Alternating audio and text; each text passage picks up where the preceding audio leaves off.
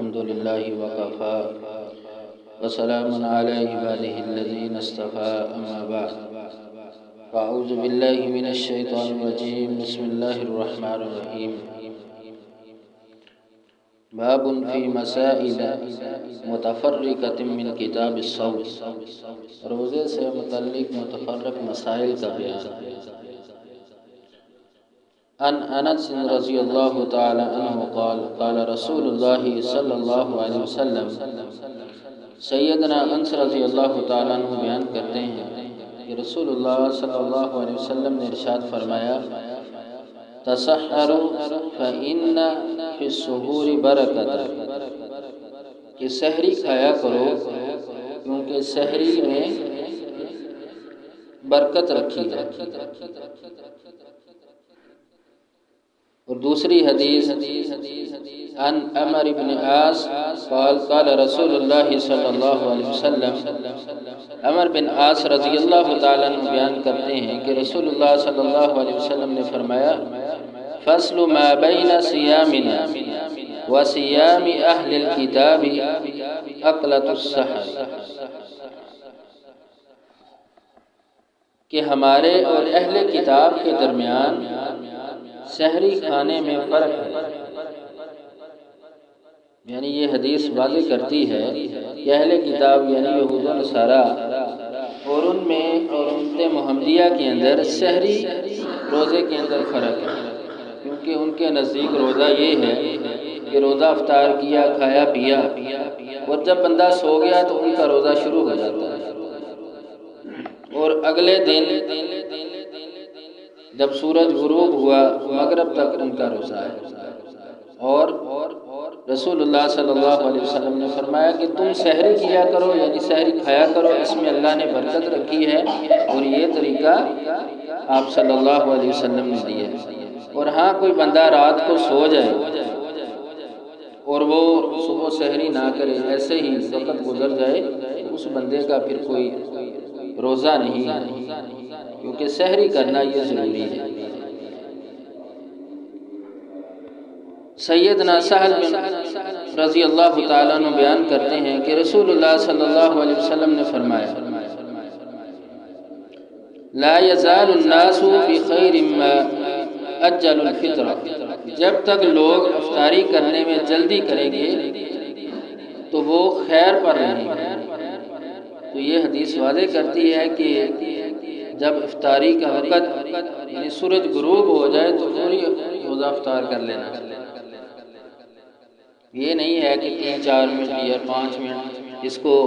اپنی طرف سے دیے جائیں احتیاط کے کہ کہیں ہم پہلے ہی روزہ افطار نہ کر لیں، ایسا کرنا درست نہیں ہے، بلکہ جب وقت ہو جائے، سورج غروب ہو جائے تو اسی وقت روزہ افطار کر لینا چاہیے۔ اس سے یہ مراد ہے کہ جلدی کیا کرو۔ اور کیونکہ آج کل تو ایسا مسئلہ ہی نہیں ہے کہ سورج کے غروب ہونے کا پتہ ہی نہ چلے، کیونکہ جدید ٹیکنالوجی ہے، ایک منٹ کا حساب ہے، پتہ ہے کہ اس وقت سورج طلوع ہوگا، اس وقت غروب ہوگا، تو جب وقت ہو جائے تو روزہ بند کر دینا چاہیے، اور جب وقت ہو جائے تو روزہ فوری افطار کر لینا چاہیے۔ وعن ابی ہریرہ رضی اللہ تعالی عنہ قال قال رسول اللہ صلی اللہ علیہ وسلم، سیدنا ابو ہریرہ رضی اللہ تعالیٰ عنہ بیان کرتے ہیں کہ رسول اللہ صلی اللہ علیہ وسلم نے ارشاد فرمایا، اذا سمع النداء احدکم والاناء فی یدی، کہ جب تم میں سے کوئی اپنے ہاتھ میں برتن لیے ہو اور وہ اذان کی آواز سنے، فلا یضعہ حتی یقضی حاجتہ منہ، تو وہ اس برتن کو نہ رکھے یہاں تک کہ اپنی حاجت کو پورا کر لے۔ تو اس حدیث سے مراد ہے کہ جب بندہ سحری کر رہا ہے تو اذان کی آواز سنائی دیتی ہے، اذان سن لیتا ہے، تو اس کے ہاتھ میں جو برتن کے اندر جو چیز وہ کھا رہا ہے تو وہ اس کو کھا لے، اس کو رکھے نہ، بلکہ اپنی ضرورت جتنی ہے اتنی وہ کھا سکتا ہے۔ تو یہ حدیث معمول نہیں ہونا چاہیے مجھے کہ ہر روز ہی بندہ اذان ہو رہی ہے اور کھائی پیے جا رہے ہیں، نہیں، یہ کبھی کبھار بندے کو آگا پیچھا ہو جاتا ہے، لیٹ ہو جاتی ہے، تو اس میں ہے کہ جب وہ کھا رہا ہے اذان سنائی دیتا ہے تو وہ اپنا کھا پی سکتا ہے جتنی اس کو ضرورت ہے، لیکن انسان کا معمول نہیں ہونا چاہیے، کیونکہ سحری کا وقت جب اذان شروع ہو جاتی ہے اور سحری کا وقت بھی ختم ہو جاتا ہے، اذان کے شروع ہونے پر ہی سحری کا وقت ہوتا ہے، تو اس لیے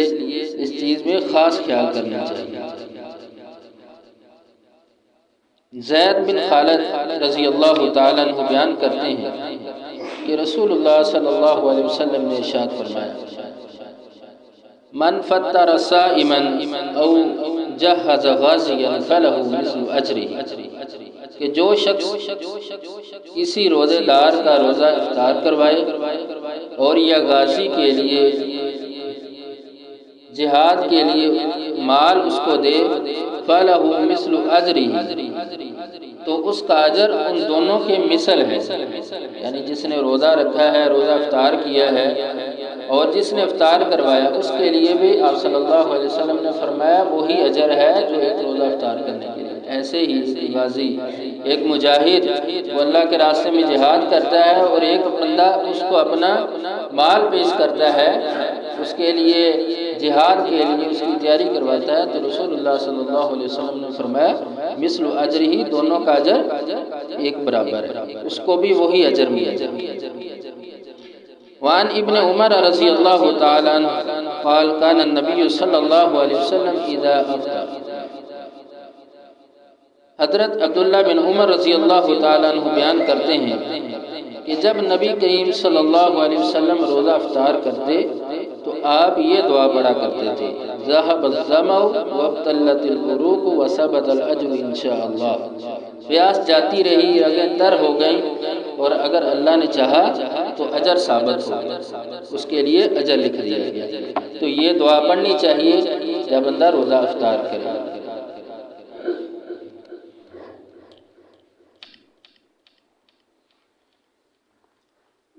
سیدنا ابو ہریرہ رضی اللہ تعالیٰ عنہ بیان کرتے ہیں کہ رسول اللہ صلی اللہ علیہ وسلم نے فرمایا،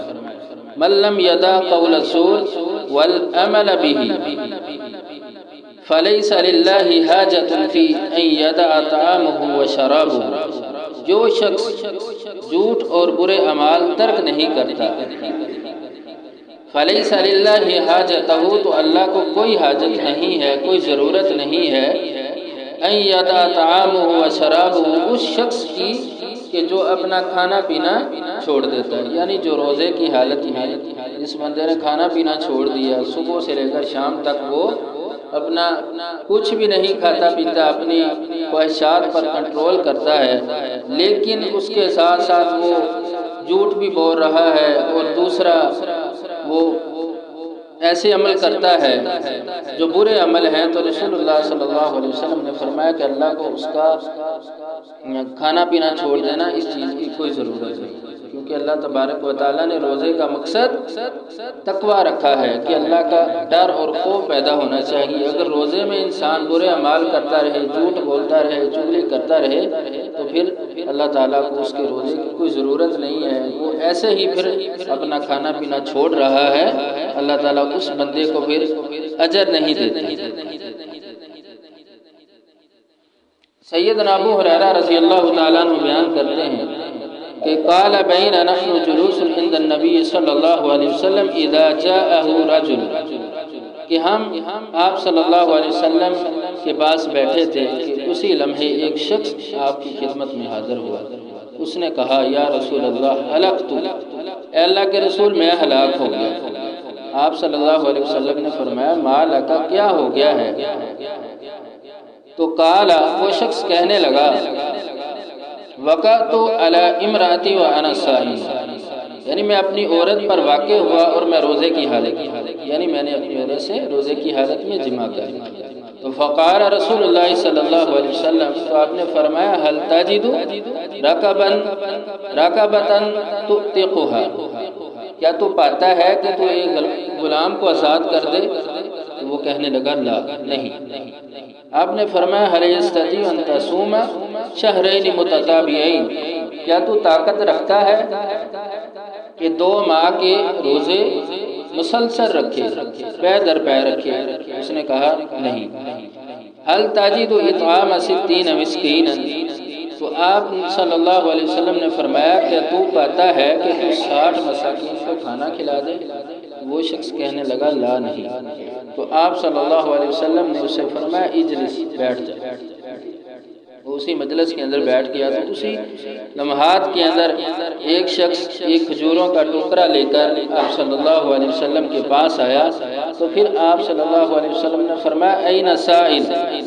کہ وہ سائل کہاں ہے جس نے ابھی سوال کیا تھا؟ تو وہ کہنے لگا اللہ کے نبی میں ادھر بیٹھا ہوں، آنا۔ تو آپ نے فرمایا خذ ھذا فتصدق بہ، یہ لے، یہ کھجوریں لے جا اور مدینہ کے اندر اس کو صدقہ کر دے۔ تو وہ شخص کہنے لگا اعلی افقر منی یا رسول اللہ صلی اللہ علیہ وسلم، کہ اللہ کے نبی میں اس کو اپنے سے غریب لوگوں کے اندر تقسیم کر دوں؟ تو آپ نے فرمایا ہاں۔ وہ کہنے لگا فواللہ، اللہ کی قسم، ما بین لابتیھا، یعنی مدینہ کے اندر مجھ سے غریب کوئی بھی نہیں ہے۔ یعنی وہ آپ صلی اللہ علیہ وسلم کو کہنے لگا کہ مدینہ کے اندر میں کوئی ایسا گھر یا کوئی ایسا شخص نہیں دیکھتا جو مجھ سے زیادہ غریب ہو۔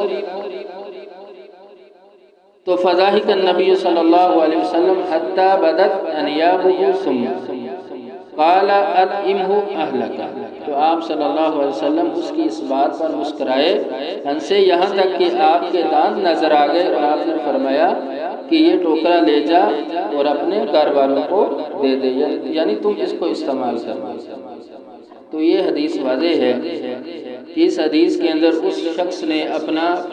یہ بات بیان کی کہ روزے کی حالت میں نے عورت سے جماع کر لیا، تو اب مجھ پر کیا ہے؟ تو آپ صلی اللہ علیہ وسلم نے 3 قسم کا کفارہ بتایا ہے۔ اس سے پوچھا کہ اگر تو ایک غلام کو آزاد کر سکتا ہے تو وہ کر، اگر وہ نہیں کر سکتا تو تیرا کفارہ یہ ہے کہ 2 مہینے کے روزے مسلسل رکھنے ہیں، تو اس کے اندر ناغہ نہیں ہونا چاہیے۔ اگر ایک بھی روزہ رہ جاتا ہے تو پھر دوبارہ ترتیب سے شروع سے پھر دوبارہ روزے 2 مہینوں کے رکھنے ہیں، پے در پے مسلسل۔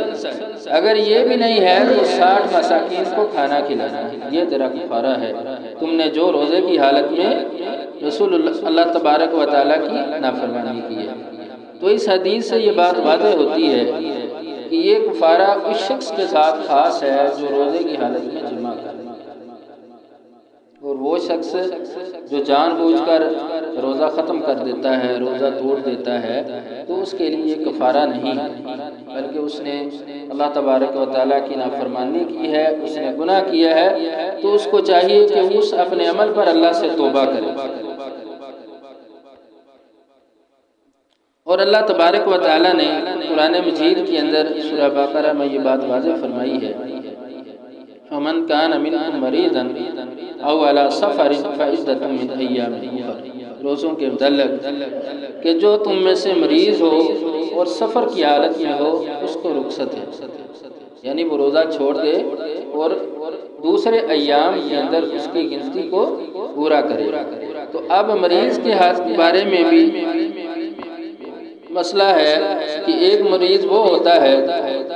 جس کو پتہ ہے یعنی عام معمول کے مطابق بخار ہو گیا یا کوئی دوسرا بیماری اس کو لگ گئی،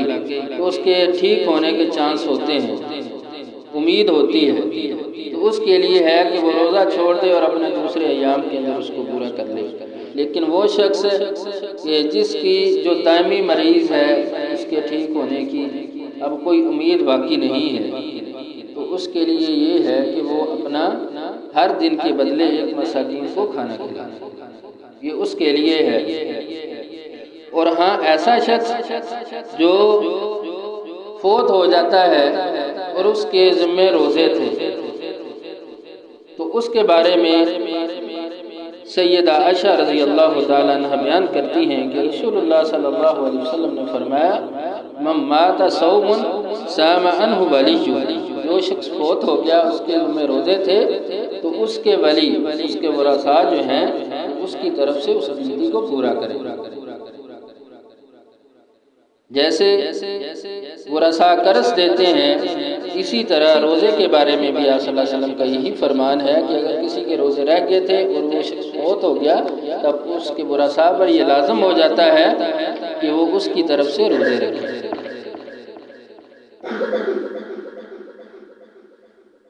حضرت ابو سعید خدری رضی اللہ تعالیٰ عنہ بیان کرتے ہیں کہ رسول اللہ صلی اللہ علیہ وسلم نے ارشاد فرمایا: ثلاث لا يفطرن الصائم الحجامۃ والقی والاحتلام، کہ تین چیزیں جو روزہ نہیں توڑتی، ایک حجامہ کروانا یعنی بچنا لگوانا، دوسرا قے کا آ جانا اور تیسرا احتلام کا ہونا۔ یہ تین چیزیں ایسی ہیں جو روزے کو نہیں توڑتی، اس سے روزہ انسان کا مکروہ نہیں ہوتا، یعنی ٹوٹتا نہیں ہے، روزہ باقی رہتا ہے۔ اور یہ روزے کے متعلق فرق مسائل تھے جو قرآن و حدیث سے ہمیں ملتے ہیں،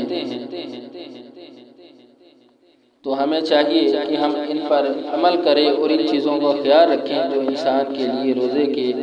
فاسد ہونے میں یا ان کے ثواب کی کمی میں باعث بن جاتے ہیں۔ تو اللہ تبارک و تعالیٰ سے دعا ہے کہ اللہ تعالیٰ ہمیں ان احادیث پر عمل کرنے کی توفیق دے۔ وآخر دعوانا الحمدللہ رب العالمین۔ کل سے نماز 5:15 بجے ادا کی جائے گی، 5:15 پہ انشاءاللہ کل سے نماز ادا کی جائے گی۔